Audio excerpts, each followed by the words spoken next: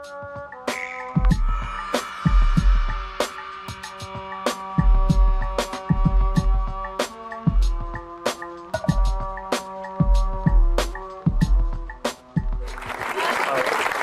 next scratch is a more technical scratch called the flare scratch. This was invented by a DJ in San Francisco by the name of Flare. Basically, it's almost like a transformer scratch, but it's actually an illusion scratch, basically, because it sounds more faster than a transformer scratch, but it's more easy to do, but hard to execute sometimes. So, Babs, if you can demonstrate a flare scratch, maybe?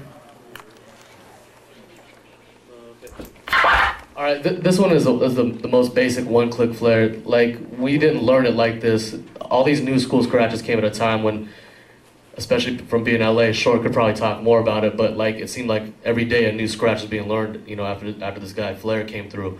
At one point, everybody was just transforming as fast as they could, trying to get in as many clicks as they could, you know, and just show them some like really heavy, like that early 90s hardcore transforming, like the hardcore transforming, like before. So that's what people were trying to do, like trying to get as many sounds in there as they could. And then this flare scratch came along. The most basic one was the one clip.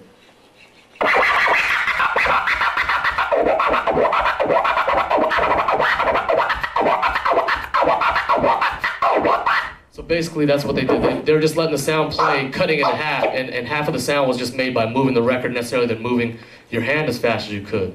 So after that came the two-click flare, which I think Disc kind of developed, Disc and Q, the Orbit. It later became the Orbit. And it's the same principle. Instead of doing one click forward and one click back like we were on the first flare, it was 2 clicks forward and 2 clicks back. So I'll do the first one and then I'll hit the second one.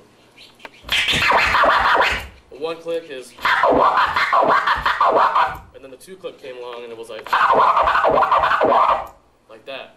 So versus like having to transform real hard like in the 90s when people were just, you know, doing it just became easy. You could just sit back and just be, and just do all that.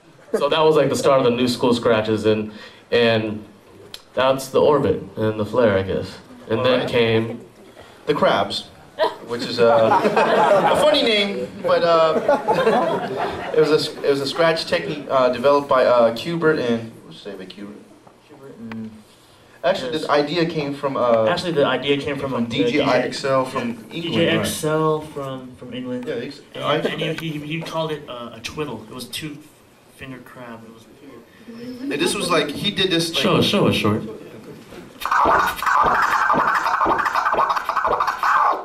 It was like real similar to the Orbit. I mean, like I think Q was doing the Orbit. Then it said like we have this scratch, the Orbit, and then this dude IXL from Europe was like, I have something, chap, that sounds very similar. And he did that 2-finger twiddle thing, right?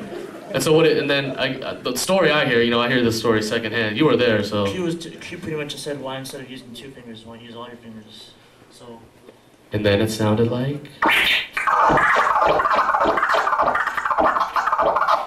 So all of a sudden it's like you can make all these sounds just blah, blah, blah, blah, blah, blah, and you ain't doing jack really. You're like back in the day you're like and then now it's just like so like that's the new school scratches. But now that I mean there's a lot more scratches within all those, and there's combinations and everything. But all scratches are good. Even the most simple one we started with, like we never lose sight of using those. And it's not really about being able to do the most technical scratches. I think it's just like with any instrument, is you got to express your soul through these things that we learn. Technique is just something that you happen to do to keep your chops up and you keep your technical skill up. But I know a lot of cats, a lot of old school motherfuckers who don't even mess around with, excuse my language, I'm sorry, who don't even mess with like the new scratches, who could just kill kids just off of doing like 3 or 4 basic cuts, but they feel it and they really put their heart and their soul into it and they flex, you know? And you know, if you know the best weapon of all is to be able to do everything, you know, is to be able to bust and to be able to do all the technical stuff and balance it all, and you know, and it's just like playing drums, it's just like playing a guitar or whatever, you know what I mean? It's about who can express themselves on these turns, you know, after a while. So, because you know, after a while, man, you know, there's always gonna be someone who comes along who's faster, who's got more time to practice, who's got more dexterity, but you know, no one's gonna ever tell you that. No one's gonna say, yeah, I've been working on my funkiness, you know what I mean? Like, you know, after a while, after you get to a certain point, it's just about expressing what's inside of you, and So that's our little talk on scratching. And what's next, Red? All right, let's get into beat juggling.